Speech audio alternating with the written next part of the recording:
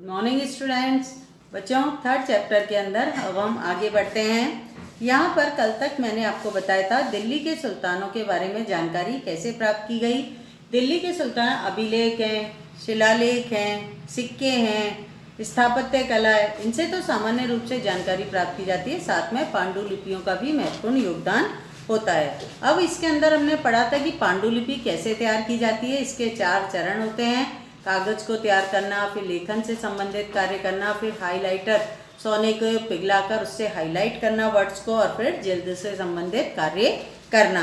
फिर उसके बाद हमारे द्वारा कुछ विशेष बातें, ये जो पांडुलिपियों को लिखने वाले लेखक होते थे, इनके बारे में 3 बातों का विशेष रूप से अध्ययन किया गया था।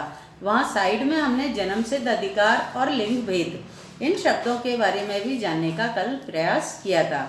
आज हमारे द्वारा यहीं से पेज नंबर 32 पर दिए गए बॉक्स और पेज नंबर 33 पर दिए गए बॉक्स का अध्ययन किया जाएगा।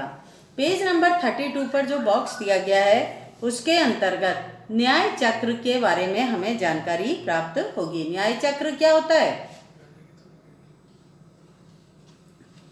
13वीं सदी के इतिहासकार फ़ख-ए-मुदब्बिर ने लिखा था। क्या लिखा था?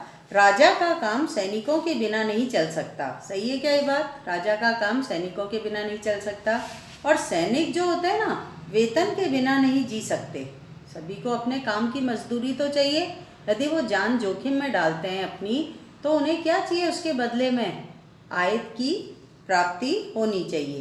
वेतन आता है किसानों से एकत्रित किए गए राजस्व से। मतलब राजा के द्वारा जो किसानों पर कर लगाया जाता है, उस राजस्व को ही वो आय के रूप में सैनिकों को वितरित करते हैं। मगर किसान भी राजस्व तभी चुका सकेंगे जब वे खुशहाल और प्रसन्न होंगे। जब उनके यहाँ खूब खेती होगी, खूब उत्पादन होगा, तभी तो वो राजा को खुशी खुशी या प्रसन्न मन से कर चुकाएंगे।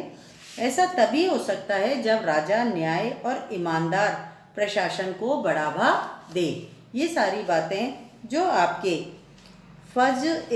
फ़ख-ए-मुदब्बिर के द्वारा लिखी गई है, उसके अंदर शासन से संबंधित व्यवस्थाओं के बारे में बताया गया है कि राजा को सेना की आवश्यकता पड़ती है। सेना बिना आय के कार्य नहीं करना चाहती है।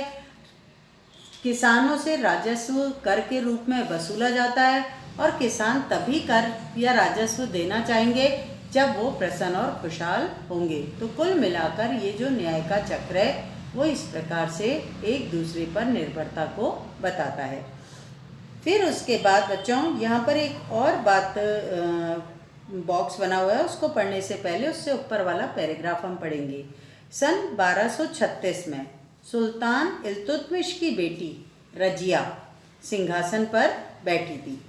उस युग के इतिहासकार मिन्हाज-ए-सिराज ने स्वीकार किया कि वह अपने सभी भाइयों से अधिक योग्य और सक्षम थी, लेकिन फिर भी वह एक रानी को शासक के रूप में मान्यता नहीं दे पा रहे थे। दरबारी जन भी उसके स्वतंत्र रूप से शासन करने की कोशिशों से प्रसन्न नहीं थे। सन 1240 में उसे सिंहासन से हटा दिया गया था। अब यहाँ पर जो मिन्हाज-ए-सिराज नामक इतिहासकार हैं, उन्होंने रजिया के बारे में जो विचार व्यक्त किए हैं उसके बारे में हम इस बॉक्स में पढ़ेंगे। मिन्हाज-ए-सिराज का सोचना था कि ईश्वर ने जो आदर्श समाज व्यवस्था बनाई है उसके अनुसार, मतलब ये उसने अपने खुद के विचार व्यक्त किए हैं कि जो आदर्श समाज व्यवस्था बनाई है उसके अनुसार स्त्रियों को पुरुषों के अधीन होना चाहिए और रानी का शासन इस व्यवस्था के विरुद्ध जाता है। मतलब इस राज्य में, इस देश में रानी शासन कर रही है, तो ये उस व्यवस्था, जो आदर्श समाज व्यवस्था जो ईश्वर द्वारा स्थापित की गई है, उसके विरुद्ध है। इसलिए वह पूछता है कि खुदा की रचना के खाते में उसका ब्यौरा चूंकि मर्दों की सूची में नहीं आता, इसलिए इतनी शानदार खूबियों से भी उसे आखिर हासिल क्या हुआ। रजिया सुल्तान को 4 साल के शासन के दौरान अनेक बार आलोचनाओं का सामना करना पड़ा था और इसके बाद लास्ट में उसको गद्दी से हटा दिया गया था। तो अंत में उसे क्या हुआ? हार का ही सामना करना पड़ा, जबकि वो एक महान शासिका थी, सारे गुण थे उसमें शासक बनने के।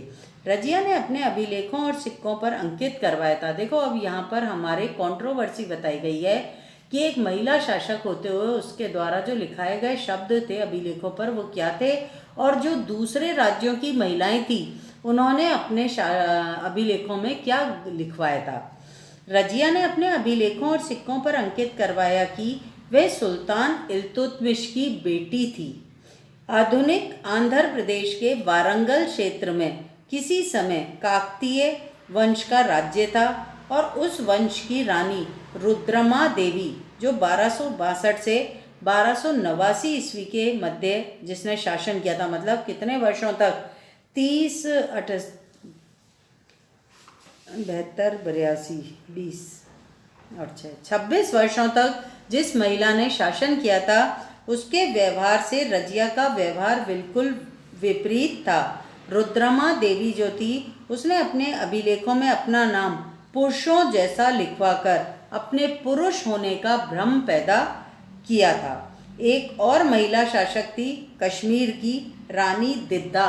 रानी दिद्दा जो 980 से 1003 तक जिसने शासन किया था, लगभग 23 वर्षों तक शासन किया था।